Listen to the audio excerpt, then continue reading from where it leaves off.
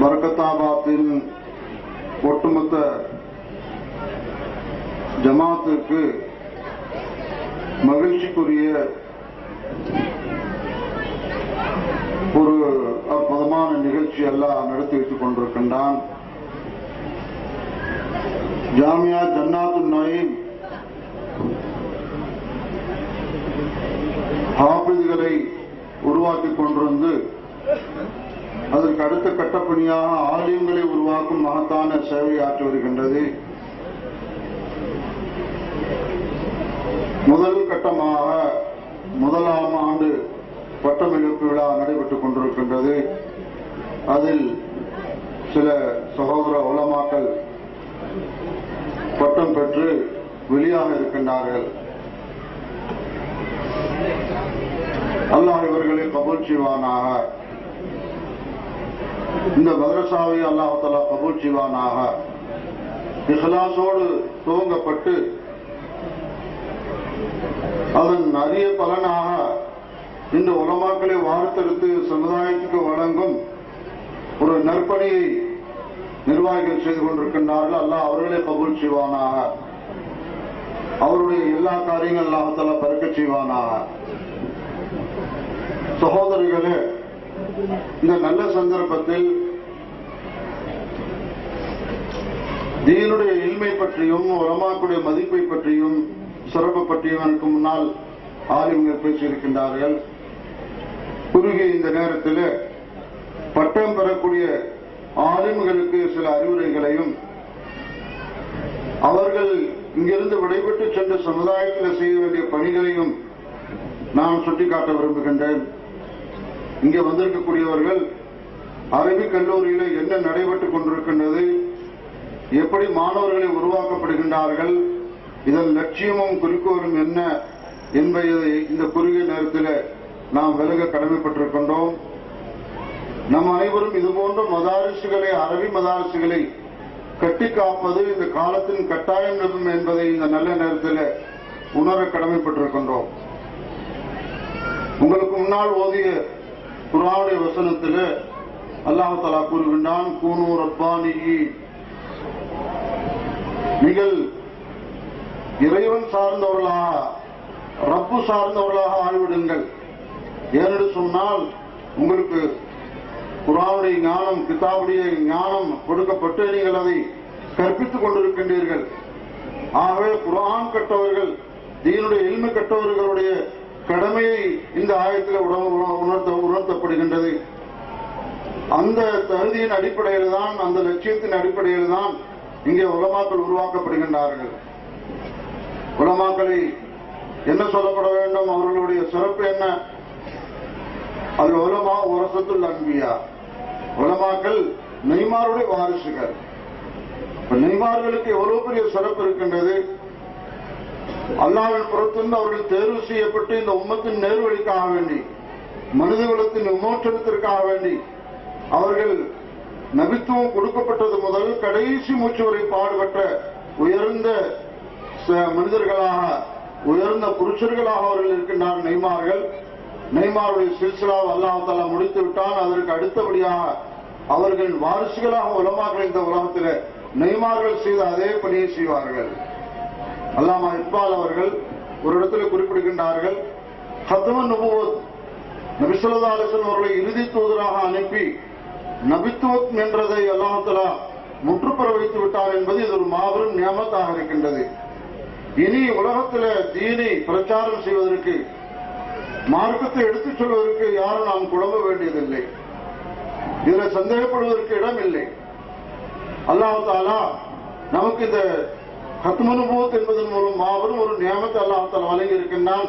ஆகவே இனி மீண்டும் மீண்டும் நாம் வானத்தின் பக்கம் அண்ணாந்து பார்த்து வேறொரு நபி வருவார்களா, வேறொரு இல்ஹாம் வழிகாட்டுதல் இறக்கப்படுமா, வழி இறக்கப்படுமா என்று எதிர்பார்க்க வேண்டிய தேவையில்லை.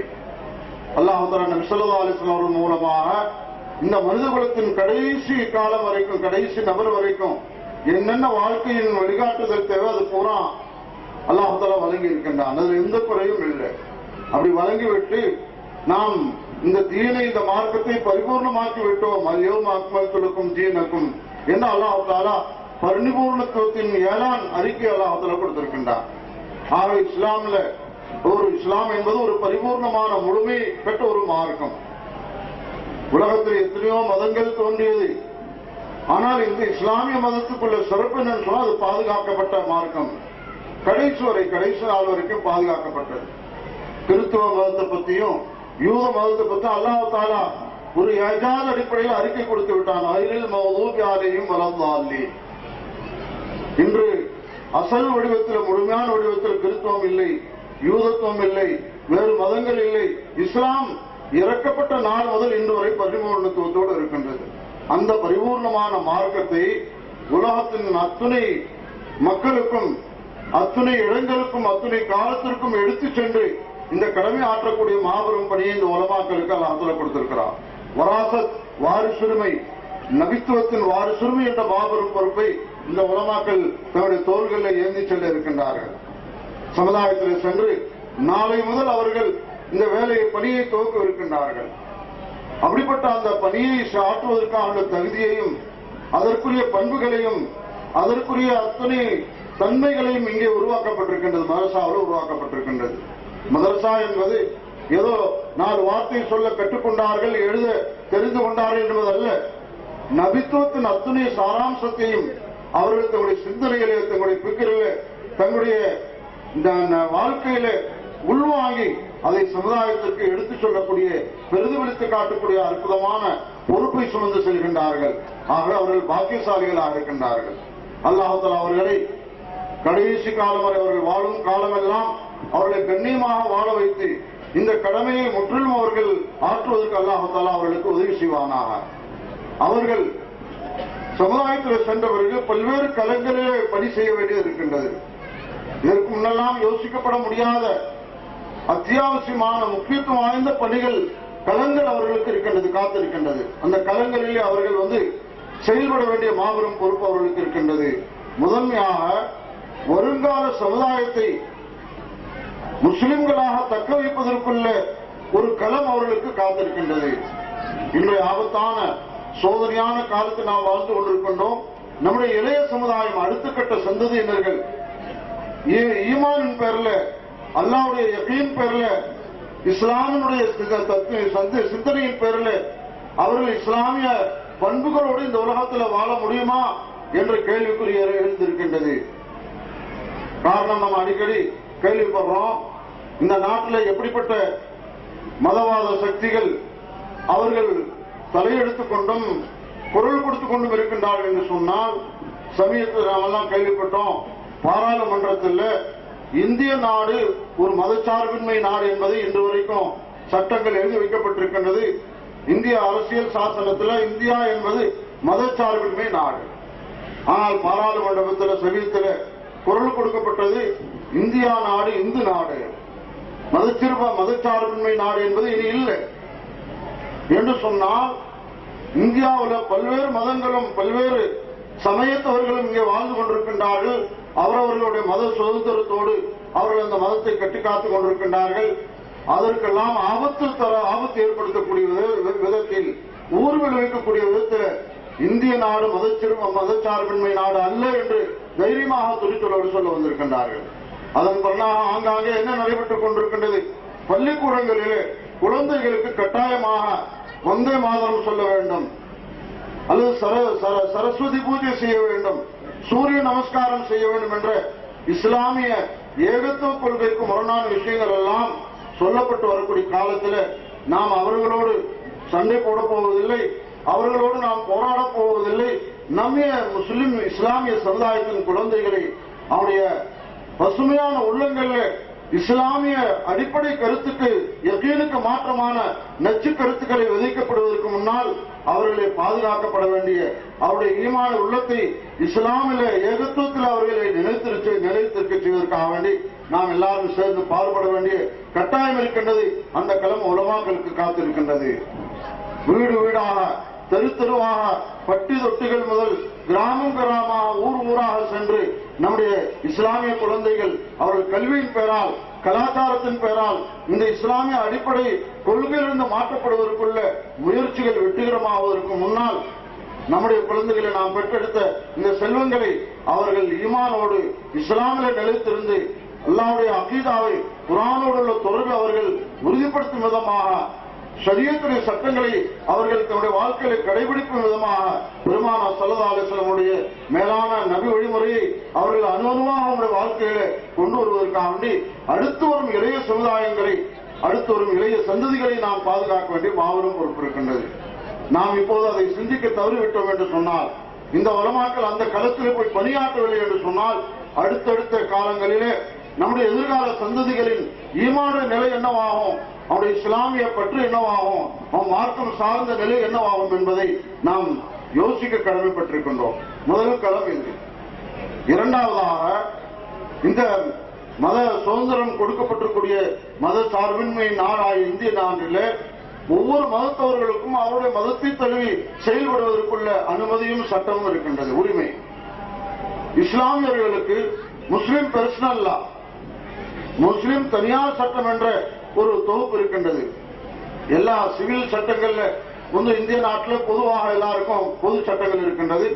மதம் சார்ந்த அடிப்படை விஷயங்கள் முஸ்லிம் பர்சனல் லா என்று சொல்லி, முஸ்லிம் தனியார் சட்டம் என்று முஸ்லிம்களுக்கு என்று பாராளுமன்றத்தில் நம்முடைய இந்திய அரசியல் சாசனத்தை எழுதி வைக்கப்பட்ட சட்டமாக இருக்கின்றது. அதற்கு ஊறு விளைவிக்கும் விதமான பல்வேறு நிகழ்வுகள் இந்த நாட்டில் நடைபெற்றுக் கொண்டிருக்கின்றது. ஆகவே நாம் நம்முடைய விழிப்புணர்வோடு முஸ்லிம்களுக்கு என்று உள்ள தனியார் சட்டத்தை பாதுகாப்பதற்காக வேண்டி, அதை நாம் கட்டிப்பா காப்பதற்காக வேண்டி நமக்கு பெரிய பொறுப்பு இருக்கின்றது. அந்த பொறுப்பை ஆற்றுவதற்கு இஸ்லாம் இந்த உலமாக்கள் அந்த களத்திலே பணியாற்ற கடமைப்பட்டிருக்கின்றார்கள். மௌலானா சையீத் அபுல் ஹசன் நதீர் ரஹ்மத்துல்லாஹி அலைஹி சில ஆண்டுகளுக்கு முன்னால் கட்டாயமாக பள்ளிக்கூடங்களில் எல்லா மதத்தவர்களும் வந்தே மாதரம் சொல்ல வேண்டும் என்று கட்டாயப்படுத்தப்பட்ட போது, அன்றைக்கு தினத்தில் உலமாக்கள் சேர்ந்து ஒன்றுபட்டு வேறுபாடு இல்லாம, மத வேறுபாடு இல்லாம, மஸ்லக் வேறுபாடு இல்லாம எல்லோரும் ஒன்றுபட்டு குரல் கொடுத்தார்கள். வந்தே மாதரத்தை முஸ்லிம் குழந்தைகள் மீது கட்டாயமாக்கப்பட்டது என்று சொன்னால், நாங்கள் எல்லோரும் சேர்ந்து எங்கள் முஸ்லிம் குழந்தைகளை எல்லா பள்ளிக்கூடங்களிலிருந்து நாங்கள் திருப்பி அவர்களை அழைத்துக் கொள்வோம், பள்ளிக்கூடங்களுக்கு நாம் அனுப்ப மாட்டோம் என்று குரல் கொடுத்த போது அரசாங்கம் பணிந்து வந்தது. முஸ்லிம்களுடைய உரிமையாக மதச்சார்பின்மை இந்த நாட்டில் முஸ்லிம் தனியார் சட்டம் என்பதை பாதுகாக்கப்படுவதற்கான உலமாக்கள் ஒன்றுபட்டு குரல் கொடுத்த போது அது வெற்றிகரமாக அமைந்தது. அதற்கு முன்னால் ஷாபானும் கேஸ் வழக்கு ஜீவனாம்சம் பேர்ல இந்திய நாட்டு சட்டப்படி முஸ்லிம்கள் அதை ஏற்றுக்கொள்ள வேண்டும் என்று கட்டாயப்படுத்தப்பட்ட போது அதற்கும் உலமாக்கள் குரல் கொடுத்தார்கள். எந்த நேரத்திலெல்லாம் இஸ்லாமிய சட்டங்களுக்கும் முஸ்லிம் தனியார் சட்டங்களுக்கும் ஆபத்து வந்ததோ இந்த உலமாக்கள் அமைதி காக்கவில்லை, குரல் கொடுத்தார்கள், எதிர்த்து போராடினார்கள். முஸ்லிம் தனியார் சட்டத்தின் அந்த உரிமையை தக்க வைப்பதற்காக பாதுகாப்பதற்காக இன்று வரைக்கும் முஸ்லிம் பர்சனல் லா போர்டு செயல்பட்டுக் கொண்டிருக்கின்றது என்பதை உங்களுக்கு நான் நினைவில் கொண்டு வருகின்றேன். ஆகவே மௌலானா சையீத் அபுல் ஹசன் அலி நதீர் ரஹ்மத்துல்லாஹி அலைஹி சொன்னார்கள், இந்த நாட்டிலே நம்மால் கலிமா சொல்ல முடிகின்றது, தொழ முடிகின்றது, சில மத சடங்குகளை செய்ய முடிகின்றது என்பதோடு அல்ல, இந்த நாட்டிலே முஸ்லிம்களுடைய அடிப்படை பண்பாடுகள், அடிப்படை கலாச்சாரங்கள், ஷரியத்துடைய சுன்னத்துடைய சட்டத்திட்டங்கள் எதையும் நாம் எழுந்துவிட்டு இந்த நாட்டில் நாம் வாழ்வதற்கு தயாராக இல்லை. சொல்ல முடிகின்றது, நம்ம கலிமா சொல்ல முடிகின்றது என்பது மட்டுமல்ல, இந்த நாட்டில் இஸ்லாமிய சட்டப்படி, ஷரியத் சட்டப்படி, சுன்னத்தான வாழ்வின்படி நாம் வாழ முடியவில்லை என்ற ஒரு கட்டம் வரும்போது இந்த உலமாக்கள் பத்வா கொடுக்க வேண்டும். நாம் இந்த நாட்டில் இருப்பதற்கு நாம் தகுதியற்றவர்கள், இந்த நாட்டை விட்டு நாங்கள் எதிர்ப்பதற்கு தயாராக இருக்கும் என்று அவர்கள் முழக்கம் கொடுக்க வேண்டும். ஆக அப்படிப்பட்ட ஒருவருக்கு அதற்கு இடையூறு உரிமையானால் நாம் பொறுத்துக் கொண்டிருக்க மாட்டோம். நம்முடைய உரிமையை நாம் இந்த நாட்டில் தக்க வைப்பதற்காக முஸ்லிம்கள் ஒன்றுபட்டு ஐக்கியமாக ஒற்றுமையோடு உலமாக்கள் பின்னணியில் இருந்து நாம் அதற்காக வேண்டிய தீர்வு காண வேண்டிய மாபெரும் பொறுப்பு இருக்கின்றது. மூன்றாவது களம், நாம் இந்த நாட்டிலே பல சமய சகோதரத்துவ சமயத்தாரோடு வாழ்கின்றோம். மத நல்லிணக்கத்தோடு துவேஷத்தை தவிர்த்தவர்களாக நாம் இந்த நாட்டில் நாட்டு மக்களோடு அன்பு பாராட்டி நம்முடைய முன்னோர்கள் அந்த வழிதான் காட்டினார்கள். இந்த நாட்டில் நாம் நல்ல பண்பாட்டை கற்பித்திருக்கின்றோம். முஸ்லிம்கள் நற்குணத்தை இந்த நாட்டுக்கு வழங்கி இருக்கின்றோம். நல்ல கலாச்சாரத்தை நாட்டுக்கு நாம் போதித்திருக்கின்றோம். இந்த நாட்டு சகோதர சமயத்தவர்களோடு இந்த நாட்டு மக்களோடு ஒன்றுபட்டு அவர்களோடு மத இணக்கத்தோடு நல்லிணக்கத்தோடு சமய இணக்கத்தோடு நாம் வாழ்ந்து வந்திருக்கின்றோம். இதுவரைக்கும் அந்த இணக்கத்தை கட்டி காப்பது நமக்கு அவசியம். ஏனென்று சொன்னால் நாம் இன்று இஸ்லாமிய சேவை செய்ய வேண்டும் என்று சொன்னால் முஸ்லிம்கள் தன்னுடைய மதம் சார்ந்த அடிப்படையில் மார்க்கம் சார்ந்த அடிப்படையில் ஷரியத்தை சுன்னத்தை பேண வேண்டும் என்று சொன்னால் அதற்கு சாதகமான ஒத்துழைப்பான சூழல் இந்த நாட்டில் தேவை. ஆகவே இந்த நாட்டு மக்களோடு துவேஷம் பாராட்டாமல் தீவிரவாதத்தை நாம கையாளாமல், இஸ்லாமிய தீவிரவாதம் இல்லை, யாரோ சிலர் பேர் செய்யக்கூடிய தப்பின் காரணமாக இஸ்லாமியர்களை தீவிரவாதிகள் என்று கற்பிக்கப்படுகின்றது. உண்மை அதுவல்ல. முஸ்லிம்கள் நல்ல பண்பாளர்கள். இஸ்லாம் அவருடைய வாழ்க்கையில் இருந்தது என்று சொன்னா மற்றவர்களுக்கு ஒரு உதவி செய்யக்கூடியவர்களாக, உபகாரம் செய்யக்கூடியவர்களாக, இந்த நாட்டு மக்களுக்கு நலனை விரும்பக்கூடியவர்களாக அவர்கள் இந்த நாட்டில் வாழ்வார்கள். சஹாபாக்கள் காலத்தில் சில ஒரு ஜமாத்து ஒரு நாட்டுக்கு போனாங்க. அந்த நாட்டில் தங்குவதற்காக முடிவு செய்தார்கள். நாட்டு மன்னரிடத்தில் போய் விண்ணப்பித்தார்கள். நாங்கள் முஸ்லிம்களாக இருக்கிறோம், இந்த நாட்டில் மத நல்லிணக்கம் பேணி நாம் இந்த நாட்டில் வாழ்வதற்கு நாம தயாராக இருக்கிறோம், நீங்க அனுமதி கொடுங்க. அவர் அனுமதி கொடுக்க விரும்பவில்லை. ஆனால் அதற்கு அடையாள சின்னமாக என்ன செய்தார்? ஒரு கோப்பை நிறைய பாலை கொண்டு வந்து முன்னால் வைத்து விட்டார். சிம்பாலிக்காக இந்த கோப்பை நிறைந்திருப்பது போல இந்த நாட்டு மக்களுக்கு இந்த நாட்டில் நிறைவான இடம் இருக்கின்றது, வேறு யாரும் இங்கே வந்து தங்குவதற்கு அனுமதி இல்லை என்று அவர் சொல்லாமல் சொன்னார். ஒரு பால் கோப்பை கொண்டு வந்து முன்வைத்து சாவ கலந்து விடுவதை கொண்டு எங்களுக்குன்னு தனி இடம் வேண்டாம், எங்களுக்குன்னு தனி இடம் ஒதுக்கீடு வேண்டாம், நாம் இந்த நாட்டு மக்களோடு இணக்கமாக பாசநேசத்தோடு மனிதாபிமான முறையிலே நாம் வாழ்வோம். எப்படி பால்ல சர்க்கரை இருப்பதை போல. ஆகவே எங்களுக்கு இந்த நாட்டில் வேறு எந்த கட்டுப்பாடுகளும் தேவையில்லை. எங்களுடைய வாழ்க்கை முறை பாருங்கள், எங்களுடைய பண்பாடுகளை பாருங்கள், எங்களுடைய கலாச்சாரத்தை பாருங்கள், எங்களுடைய இறையாண்மை பாருங்கள், எங்களுடைய விவாதத்தை வணக்க வழிபாடுகளை பாருங்கள், எங்களுடைய நீதி நேர்மை இதை பார்த்து நீங்கள் இந்த நாட்டில் எங்களுக்கு தங்குவதற்கு அனுமதி கொடுக்கலாம் என்று சொன்ன போது மன்னர் மறுக்க முடியாமல் அனுமதி கொடுத்தார். அந்த நாட்டில் முஸ்லிம்கள் பெரும் சேவை செய்தார்கள். ஆக வரலாறு நீண்ட நெடிய வரலாறு இருக்கின்றது. எந்த நாட்டிலும் எந்த காலத்திலும் முஸ்லிம்கள் எங்கெல்லாம் சென்றார்களோ அந்த நாட்டு மக்களோடு சகோதர சமயத்தவர்களோடு இணக்கமாக வாழ்ந்திருக்கின்றார்கள். அந்த இணக்கத்தை இன்று நாம் கட்டி காப்பதும் அதை பாதுகாப்பதும் மக்களுக்கு நம்முடைய நல்லிணக்கத்தின் மூலமாக நம்முடைய இஸ்லாமிய சிறப்புகளை இஸ்லாமிய மேன்மை நாம் காட்ட வேண்டிய மாபெரும் பொறுப்பு இருக்கின்றது. நான்காவதாக அவர்களுக்கு ஒரு பெரிய களம் இருக்கின்றது. தீனுடைய கல்விகள், நிறைய தீனுடைய கல்விகள், விரிவான கல்வி இருக்கின்றது. 5 ஆண்டு காலத்தில் 7 ஆண்டு காலத்தில் தீனுடைய அத்தனை விஷயங்களே கற்றுவிட முடியாது. நம்முடைய பாரம்பரியமான குர்ஆன் ஹதீஸ் வழி வந்த ஞானங்கள் இருக்கின்றது.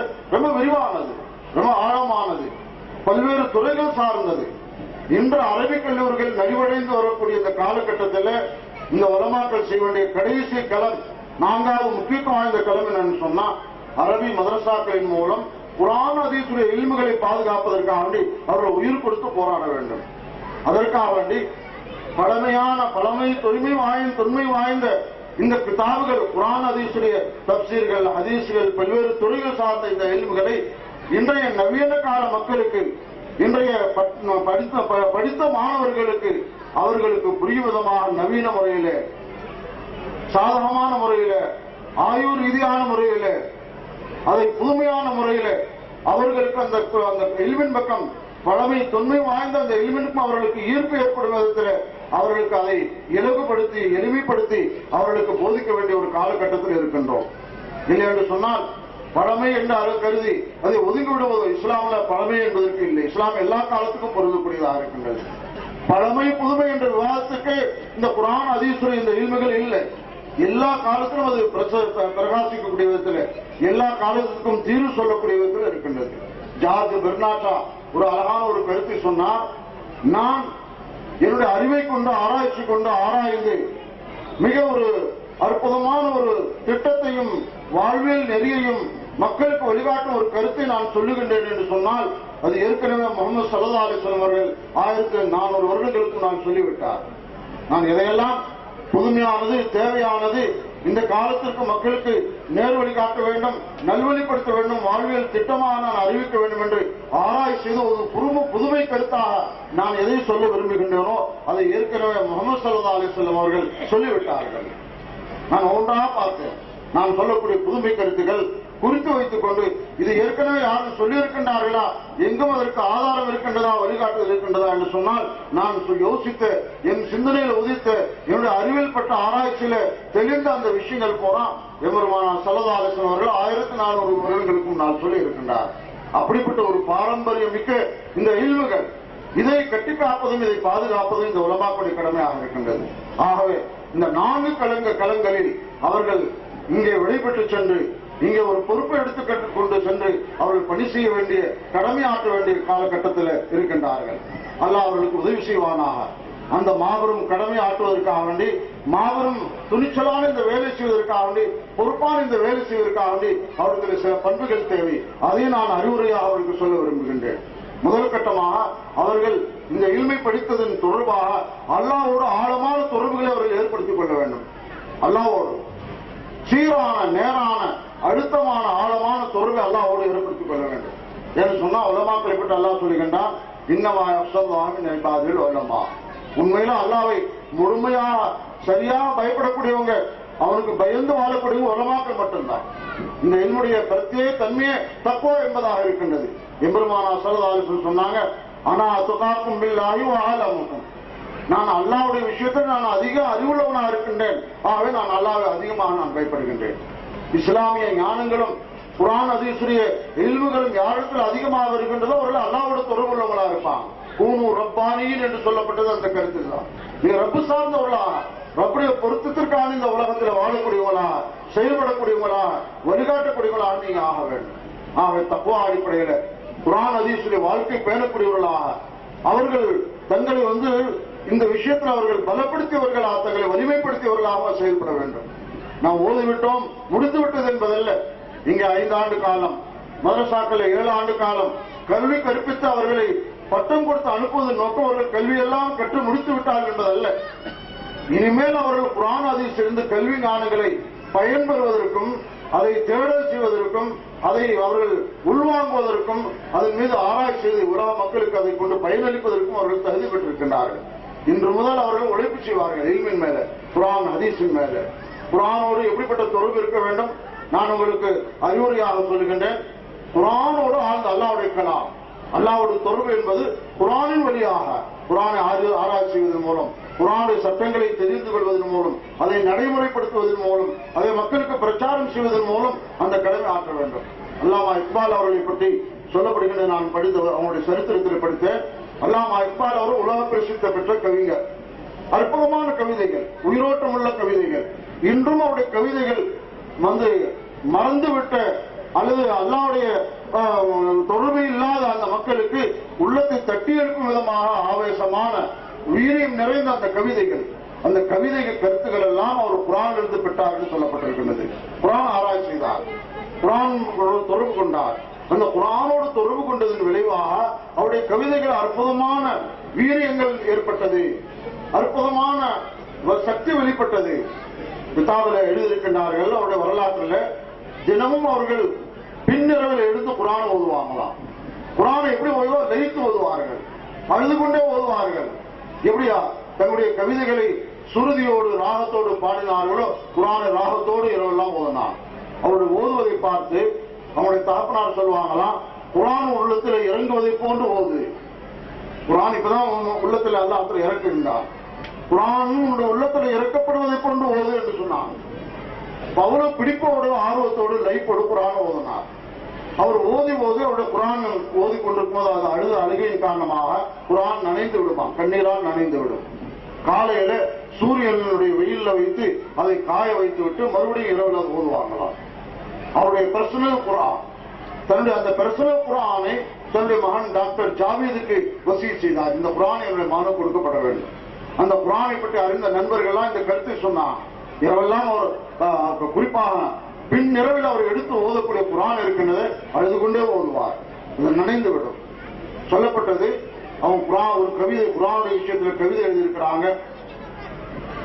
तेरे ज़मीर पर जब तक नुज़ूल न हो नुज़ूल किताब, तेरे ज़मीर पर जब तक न हो नुज़ूल किताब, राह कुशा है राज़ीन साहिब कशाफ. அந்த கவிதையுடைய கருத்து என்னவென்று சொன்னால், நீங்கள் குரானை ஓதும் போது, குரானோடு தொடர்பு கொள்ளும் போது அது உங்களுடைய உள்ளத்தில் இறங்குகின்றது என்ற உணர்வோடு ஓதவில்லை என்று சொன்னால், அந்த குரானுடைய ஞானங்களை, குரானுடைய விளக்கங்களை தப்சீர் ராசியின் மூலமா நீங்க கற்றுக்கொள்ள முடியாது. சாஹிப கஷாப் ஆசிரியரும் அது சொல்லிவிட முடியாது என்று சொல்லியிருக்கிறார். தப்சீர் பேரறிஞர்கள் பெரும் சேவை செய்திருக்கிறாங்க, குரானுக்கு அற்புதமான விளக்கங்கள் எழுதியிருக்கிறாங்க. ஆனா அந்த விளக்கங்கள் பயனடைவதற்கு முதல்ல என்னன்னு சொன்னா, நேரடியாக நாம குரான் ஓதும் போது இதை நைத்து ஓதணும். ஒருவர் கேட்டார், நண்பர் கேட்டார், உலகத்துல மிகப்பெரிய அநீதியாக, கொடுமையாக நம்ம இஸ்லாமிய வரலாற்றில் இருக்கக்கூடிய ஒரு விஷயம் நிகழ்ந்திருக்கின்றது. பெருமானார் ஸல்லல்லாஹு பேரர் செய்த ஹுசைன் ரலியல்லாஹு ஷஹீதாக்கப்பட்டார். எல்லாருக்கும் தெரியும் கர்பலா நிகழ்ச்சி. நாங்க ஹஜ்ரத் அவர்களோடு ஜியாரத்துக்கு போனோம், அந்த கர்பலா இடத்துக்கு போனோம். அங்க நம்மெல்லாம் அறிந்திருக்கிறது ஹுசைன் ரலியல்லாஹு அவருடைய ஷஹாதத்து மட்டும்தான். ஆனால் அதற்கும் மேலாக அந்த சந்தர்ப்பத்திலே 73 அவருடைய குடும்பத்தாலே 73 பேருடைய ஷஹாதத் நடந்திருக்குது. ஒரு ஷஹீத் அல்ல, அவர்களை சார்ந்த அவருடைய குடும்பத்தை சார்ந்த 73 பேர் ஷஹீதாக்கப்பட்டிருக்கிறார். எவ்வளவு கோரமான ஷஹீது என்ற ஷஹாதத் என்று சொன்னா, தலை ஒரு இடத்துல, உடம்பு ஒரு இடத்துல, கை கால்கள் தனித்தனியாக பல்வேறு இடங்களில் அடக்கப்பட்டிருக்கின்றது. இப்படிப்பட்ட கோரமான ஒரு விபத்து இருக்கின்றது, ஒரு ஷஹாதத் இருக்கின்றது. இது இஸ்லாமிய வரலாற்றில் ஒரு சோகமான நிகழ்வு, ஒரு அநீதி, ஒரு கொடுமை. இந்த வரலாற்றெல்லாம் சொல்வதற்கு நேரம் இல்லை. அதை சுட்டிக்காட்ட ஒருத்தர் கேட்டார், இந்த குர்ஆன் ஹுசைன் ரலியல்லாஹு அவர்கள் மேல இழைக்கப்பட்ட அந்த அநீதியை விட ஒரு பெரிய அநீதி இருக்கின்றதா என்று ஒரு கேள்வி கேட்டார். அல்லாஹ் இக்பால் சொன்னாங்க, ஆம் என்று சொன்னார்கள். என்னங்க அந்த அநீதி? குர்ஆன் மீது இழைக்கப்பட்டிருக்கின்றது. குர்ஆன் எதற்காக இறக்கப்பட்டதோ இந்த உம்மத் அதை கண்டு கொள்ளவில்லை, அதை ஏறெடுத்து பார்க்கவில்லை, குர்ஆனை ஓத தெரியவில்லை, குர்ஆனை கற்றுக்கொள்ளவில்லை, குர்ஆனுடைய ஞானங்கள் பக்கம் உடைய சிந்தனை செல்லவில்லை, குர்ஆனுடைய வாழ்க்கையின் பக்கம் உடைய கவனம் திரும்பவில்லை. குர்ஆன் புறக்கணிக்கப்பட்டிருக்கின்றது ஒட்டுமொத்த சமுதாயத்தின் சார்பாக. அதை சுட்டிக்காட்டுகின்றார். பெருமானார் ஸல்லல்லாஹு அலைஹி வஸல்லம் பேரர் எவ்வளவு நம்முடைய அன்புக்கும் பாசத்துக்கும் உரித்தானவர்கள். அவனுடைய அந்த சோக நிகழ்வை கேட்டால் அவனுடைய கண்கள் எல்லாம் குளமாகி விடுகின்றது. அந்த சோக நிகழ்வை விட பெரிய ஒரு சோகம், பெரிய ஒரு அநீதி என்னவென்று சொன்னால், குர்ஆன் மீது இழைக்கப்படக்கூடிய அநீதி. குர்ஆன் அல்லாஹ் தஆலா இந்த உம்மத்தின் முழு மனித குலத்திற்காக வெறும் முஸ்லிம்களுக்கு மட்டுமல்ல, முழு மனித குலத்திற்கும் நேர் வழிகாட்டும் ஒரு வேதமாக வழிகாட்டும் நூலாக அல்லாஹ் தஆலா இருக்கின்றான். அதை இந்த சமுதாயம் பராமுகமாக இருக்கின்றதை கொடுமை என்று சொல்கின்றார்கள், அநீதி என்று சொல்கின்றார்கள். ஆகவே அதற்கு தீர்வு என்னவென்று சொன்னால், மீண்டும் இந்த குர்ஆன் பக்கம் இந்த சமுதாயத்தை தொடர்படுத்தப்பட வேண்டும். குர்ஆன் பக்கம் அவருடைய கவனம் ஊட்டப்பட வேண்டும், அவருடைய சிந்தனை திரும்ப வேண்டும், அவருடைய வாழ்க்கை குர்ஆன் படி வார்த்தெடுக்கப்பட வேண்டும். இது இந்த காலத்தில் இந்த ஒரு பொறுப்பை செய்ய வேண்டிய உலமாக்களாக இருக்கிறாங்க.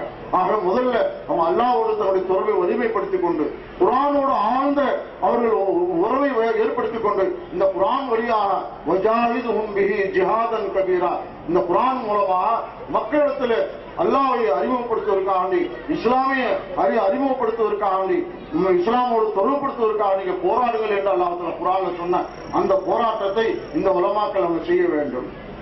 அடுத்தபடியாக அவர்கள் மக்களிடத்தில் எதிர்பார்ப்பில்லாதவர்களாக சேவை செய்யக்கூடிய நேரம் வரும்போது அல்லாஹ்வுக்காக வேண்டி எந்தவித இஸ்லாமுக்கு புறம்பான தீமையான விஷயங்கள் வரும்போதெல்லாம் அவர்கள் குமுறி எழக்கூடியவர்களாக, கொதித்து எழக்கூடியவர்களாக அவர்கள் செயல்பட வேண்டும். நமக்கு பாரம்பரியமா ஹஜ்ரத் அபூபக்கர் சித்திக் ரலியல்லாஹு காலத்தில் இர்திதாத் என்ற ஒரு பித்னா வந்தது. அவர்கள் அதை அடக்குவதற்காக அவர்கள் தன்னுடைய எழுச்சி பெற்று அவங்க எழுந்தார்கள். அவங்க ஒரு வார்த்தை சொன்னாங்க, இந்த உலமாக்களுக்கு இதெல்லாம் அரபில நான் சொல்லுகிறேன், அவர்களுக்கு புரியும். அயன்பு சுத்தீன் வான ஐயன், இஸ்லாமை பெருமானார் ஸல்லல்லாஹு முழுமைப்படுத்திவிட்டு இந்த உலகத்திலிருந்து விடைபெற்று சென்றார்கள். அங்கிருந்து என்ன பண்ண, இந்த தீனில் குறை ஏற்படுவதை நான் செய்து கொண்டிருக்க மாட்டேன், என்னுடைய உயிரை நான் துச்சமாக மதித்து அந்த உயிரை நான் அர்ப்பணிப்பதற்காக தயாராக இருக்கின்றேன். இரண்டாவது ஒரு நமக்கு படிப்பனை, இரண்டாவது ஒரு முன்மாதிரி இமாம் அஹ்மது பின் ஹம்பல் ரஹ்மத்துல்லாஹி காலத்தில் ஒரு பித்னா ஏற்பட்டது. இஸ்லாமிய அடிப்படை கொள்கைக்கு எதிராக கொதித்தெழுந்தார்கள். அரசருக்கு எதிராக அவர்கள் கருத்து தெரிவித்தார்கள். அவர்களுக்கு ஜெயிலில் அடைக்கப்பட்டார்கள், சாட்டையடி கொடுக்கப்பட்டது. சொன்னாங்க, ஈத்துவனி விஷயம் மேல் கிதாப் ஒரு சொன்னான், நான் என்னுடைய கொள்கையை மாற்றிக்கொள்ள மாட்டேன், என் கொள்கையிலிருந்து நான் பின்வாங்க மாட்டேன். நீங்கள் குர்ஆன் ஹதீஸ் இதற்கு ஆதாரம், இந்த கொள்கைக்கு, இஸ்லாமுக்கு முரணான இந்த கொள்கைக்கு குர்ஆன் ஹதீஸ் ஆதாரம் இருந்தால் கொண்டு வாங்க, நான் ஏற்றுக்கொள்றேன். அது வரைக்கும் நான் இந்த கொள்கையை, இது இஸ்லாமுக்கு முரணான கொள்கை, நான் ஏற்றுக்கொள்ள மாட்டேன் என்று யார் எவ்வளவு பழித்து சொன்னாலும் அதற்கு முக்கியத்துவம் கொடுக்காமல் அதை அலட்சியப்படுத்தி விட்டு அவர்கள் தன்னுடைய கொள்கையில் உறுதியாக இருந்தார்கள். உலமாக்கள் கற்ற கல்வி அவர்களுக்கு எங்கே இது மாதிரி தீமைகள் நடைபெறக்கூடிய நேரத்தில் அவர்கள் கொதித்தெழுந்து தன்னுடைய கொள்கை பிடிப்போடு அதை எதிர்கொள்வதற்காக நம்ம தயாராக வேண்டும். அந்த பண்பை அவர்கள் வளர்க்க வேண்டும். அதற்காக வேண்டி பெரியாருடைய சுவாபத்தில், பெரியாருடைய தர்பியத்தில், தஸ்கியத்தில் அவர்கள் இருந்து தங்களை குர்ஆனுடைய தொடர்பில் இருந்து தங்களை உருவாக்கிக் கொள்ள வேண்டும், தக்க வைத்துக் கொள்ள வேண்டும். மூன்றாவதாக மக்களிடத்திலிருந்து அவர்கள் தன்னமற்றவர்களா மக்களுடைய காசு பலன்களை, மக்களுடைய உலக ரீதியான ஆதரவை அவர்கள் எதிர்பார்க்க கூடாது. நம்முடைய பாரம்பரியம் இதுதான். நெய்மார்கள் இந்த உலகத்தில் என்ன செய்தார்கள்? அல்லாஹ்வுடைய சத்தியத்தை எடுத்து சொன்னார்கள், சத்திய அழைப்பு கொடுத்து விட்டு உங்களுக்கு நாங்கள் எந்த கூலியை நாங்கள் வாங்கவில்லை, எதிர்பார்க்கவில்லை. இதுதான் ஒரு ஆலிமுடைய ஷானா இருக்க வேண்டும். நான் ஒரு வரலாற்று நிகழ்ச்சி சொல்லுகின்றேன். மௌலானா அப்துல் ரஹீம் ராம்பூரி, ராய்பூரின்னு ஒரு பெரியார் இருந்தாங்க. இவங்க ராம்பூரி மாக்கூலாத் என்ற கல்வித்துறையில ரொம்ப சிறந்த அறிஞராக இருந்தாங்க. அவங்க காலத்துல பரேலியில ஒரு college, arts college, science college துவங்கப்பட்டது. ப்ரொஃபசர் ஹாக்கின்ஸ் அதன் பிரின்சிபாலா இருந்தார் ஆங்கிலேயருடைய காலத்தில். அவங்க மாக்கூலாத்துல சிறந்த அறிஞராக இருந்தார் என்பதற்காக அவர் அந்த கல்லூரிக்கு, காலேஜுக்கு அழைத்தாங்க. அவங்க தீனுடைய மதரசாவுடைய கல்வி போதித்துக் கொண்டிருந்தார்கள். அவர்களுக்கு அந்த ரியாசத்தின் சார்பாக, மாநிலத்தின் சார்பாக 10 ரூபாய் மாத சம்பளமாக அவர்கள் கொடுக்கப்பட்டு வந்தது. அவர் சொன்னார், உங்களுக்கு 250 ரூபாய் நான் சம்பளம் தர்றேன், நீங்க வந்துருங்க, எங்க காலேஜுக்கு வந்துருங்க, உங்களுடைய கல்வி திறமையை நாங்கள் பயன்படுத்த விரும்புகிறோம், நீங்க தயவு செய்து வந்துருங்க, உங்களுக்கு 250 ரூபாய் நாங்கள் சம்பளம் மாத்துறோம். 10 ரூபாய் என்ற சம்பளத்திலிருந்து 50 மடங்கு பெரிய அளவு. அவங்க கேட்டது சொன்னாங்க, நான் இங்கே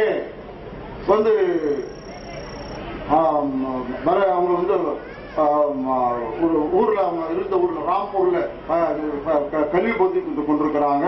அவர் அழைக்கப்பட்டது பரேலி. அவங்க சொன்னாங்க, நான் சாதாரணமா ஒரு 10 ரூபாய் நான் சம்பளம் வாங்கி கொண்டிருக்கிறேன், அதை விட்டுட்டு நான் எப்படி வர முடியும்? அந்த பேராசிரியர் பிரின்சிபால் சொன்னார், உங்களுக்கு தான் 50 மடங்கு நாங்கள் சம்பளம் தருகின்றோம், உங்களுக்கு என்ன மனக்குறை? அடுத்த ஒரு விஷயம் சொன்னார், என் வீட்டில் ஒரு இலந்தை மரம் இருக்கின்றது, அந்த இலந்தை பழம் சுவையானது, இனிமையானது, அதை நான் விட்டுவிட்டு அந்த சுவையான இது பரேலியில் கிடைக்குமா என்பது எனக்கு நம்பிக்கை இல்லை, நான் அதை விட்டு வர முடியாது என்று 2வது காரணம் சொன்னார். அதனால் என்ன இருக்கின்றது, நீங்க பரேலியில் இருக்க பள்ளி கல்லூரியில நீங்க பணியாற்றுங்கள், உங்களுடைய மரத்திலிருந்து அந்த இலந்தை பழங்களை பறித்து வந்து உங்களுக்கு ஒப்படைப்பதற்கான உங்களுடைய இடத்திலிருந்து நாங்கள் கொண்டு வந்து கொடுப்பதற்கு நம்ம ஏற்பாடு பண்றோம் அப்படின்னு சமாதானம் சொன்னார். 3வது விஷயம் சொன்னாங்க, நான் என்னுடைய இந்த மாணவர்களுக்கு தரிசனம் நடத்தி கொண்டிருக்கிறேன், இதை விட்டு நான் அங்கே வந்தேன் என்று சொன்னா அவருடைய தரிசு வீணாகிவிடும், அவருடைய கல்வி தேவை பூர்த்தி ஆகாது, முடங்கி விடுவார்கள், முடங்கி போய்விடும் சொன்னாங்க. நான் அவர்களுக்கு ஸ்காலர்ஷிப் கொடுக்கிறேன், நீங்க அங்க கல்லூரியில பணியாற்றுங்க, இந்த தரிசு படிக்கக்கூடிய மாணவர்களுக்கு நான் ஸ்காலர்ஷிப் ஏற்பாடு செய்து உங்களிடத்திலிருந்து கல்வி கற்று அதை முழுமைப்படுத்துவதற்காக நான் ஏற்பாடு செய்கின்றேன். அப்படியா?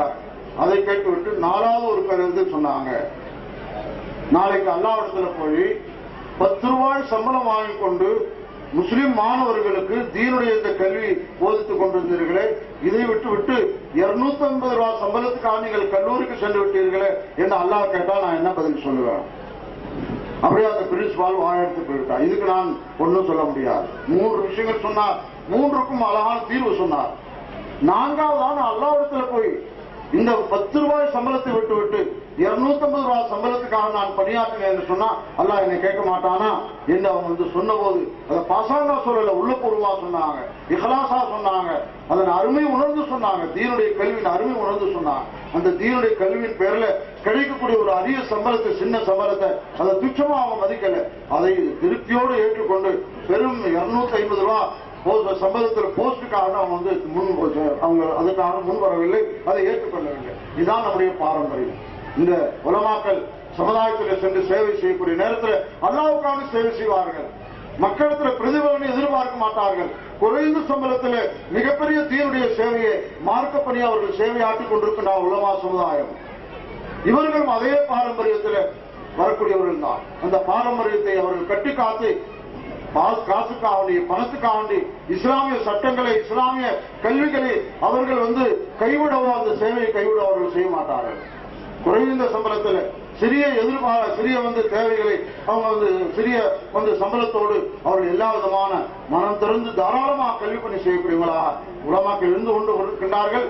அந்த பாரம்பரியத்தில் அவர்கள் செயல்பட வேண்டும். ஆகவே கடைசியாக தன்னுடைய இல்மை வளப்படுத்திக் கொள்வதற்கான கிதாபுடைய முத்தாலா, பெரியாருடைய கிதாபுகளை முத்தாலா செய்ய வேண்டும். குர்ஆன் ஹதீஸுடைய ஞானங்களை எத்தனையோ நவீன கால உலமாக்கள் எல்லாம் அற்புதமான நல்ல ஆராய்ச்சி ரீதியாக குர்ஆனுடைய தப்சீர்களை ஹதீஸை எழுதி இருக்கிறாங்க. அவ்வப்போது உள்ள பிரச்சனைகளை அவர்கள் துல்லியமா கணக்கிட்டு கோடிட்டு காட்டி இந்த பிரச்சனைகளுக்கு குர்ஆன் ஹதீஸுக்கு என்ன தீர்வு என்பதெல்லாம் அழகாக விவாதித்து அவங்க புத்தகங்கள் எழுதியிருக்கிறாங்க. அது போன்ற புத்தகங்களை எப்போதும் அவர்கள் வாசிக்கக்கூடியவர்களாக படிக்கக்கூடியவர்களாக தங்களுடைய இல்முடைய அந்த தகுதியை திறமை அவர்கள் வளர்த்துக் கொள்ளக்கூடியவங்க அவங்க பாடுபட வேண்டும் என்று அவர்களுக்கு நல்லறிவுரை கூறிக்கொண்டு நான் கடைசியாக இந்த பட்டமளிப்பு விழா சிறப்பாக நடைபெற்றுக் கொண்டிருக்கின்றது. நீங்கள் ஆளுங்கள் தயாராகி அவர்கள் வழியெடுப்பதற்காக நாம் எல்லாம் வாழ்த்தி வழியெடுப்பதற்காக நாம் காத்திருக்கின்றோம்.